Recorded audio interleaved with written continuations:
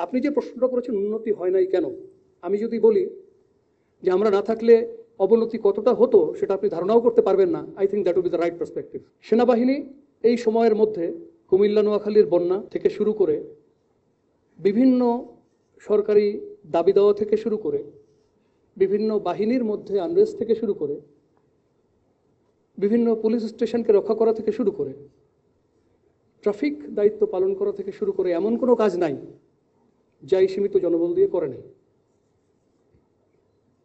এখন 40 বা 50 হাজার সেনা সদস্য যাদের প্রাথমিক কাজ কিন্তু এটা না, তারা তাদের সর্বোচ্চ দিয়ে কিন্তু চেষ্টা করে গেছে।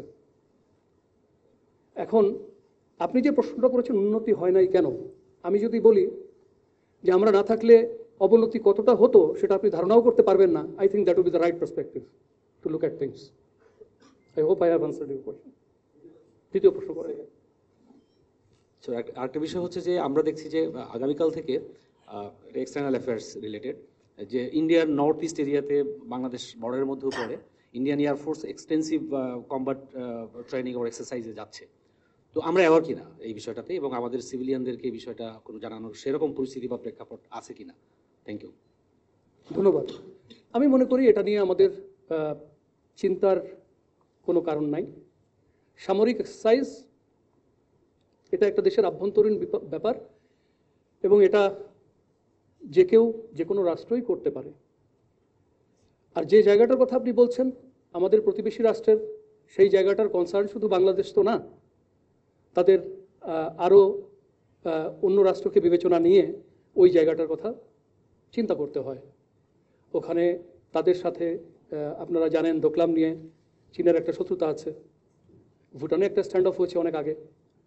তো দিস ইজ সামথিং আমরা জানি, এক্সারসাইজটা হচ্ছে এবং ইট ইজ দ্য রাইট, তারা করতে পারে। আমরাও তো প্রয়োজন হলে মহড়া এবং অনুশীলন করি। তো বিষয়টাকে আমার মনে হয় সেভাবে দেখলেই ভালো হয়। এক্সপ্রেস ট্রেন থেকে বিপুল পরিমাণে অস্ত্র এবং গোলাবারুদ উদ্ধার করেছে এবং যেগুলি এসেছে সীমান্তের ওপার থেকে। এবং এর পাশাপাশি সিলেট এবং সুনামগঞ্জে বিজিবি বিপুল পরিমাণে প্লাস্টিক যে এক্সপ্লোসিভ আছে ডেটোনেটর এগুলি উদ্ধার করেছে এবং এটারও দিক ছিল রাজধানী কেন্দ্রিক। এর পাশাপাশি আমাদের পার্বত্য চট্টগ্রাম এলাকাতে সম্প্রতি যে একটু অস্থিতিশীল অবস্থা যে বিরাজ করছিল, সেখান থেকে বাংলাদেশ সেনাবাহিনী রাঙামাটি, খাগড়াছড়ি এবং বান্দরবন থেকে বিপুল পরিমাণে অস্ত্র উদ্ধার করেছে। তো সামনে যে একটি নির্বাচন আসছে এবং বলা হচ্ছে যে এই অস্ত্র বাহিরের দেশ থেকে যখন আসছে নির্বাচনকে বানচাল করার চেষ্টা করা হচ্ছে।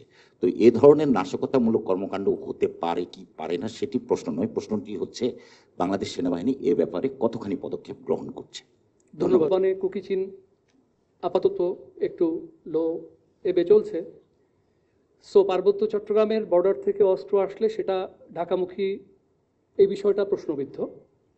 মাইন হলে সেটা একটা স্ট্যাটিক ওয়েপন সিস্টেম, ওটাকে ডিনাই করার জন্য ব্যবহার করা হয়েছে।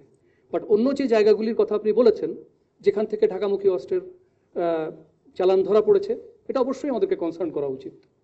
আমরা অবশ্যই এটা নিয়ে চিন্তিত। But at the same time এই যে ধরা পড়েছে এটাও তো একটা সাফল্য। সো আমরা আমাদের অভিযান জোরদার করব, আমরা আমাদের নজরদারি আরও বাড়াবো এবং আমরাই তো রাষ্ট্রের একমাত্র সংস্থা না।